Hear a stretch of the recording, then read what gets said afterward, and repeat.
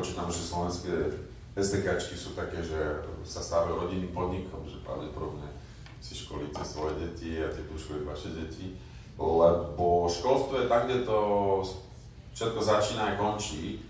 My nemáme, že nedostatok technických spôsobiť ľudí na kontroly. Nemáme železničiarov, nemáme diaľničiarov, nemáme mesiarov. Nikto, také školy už neexistujú.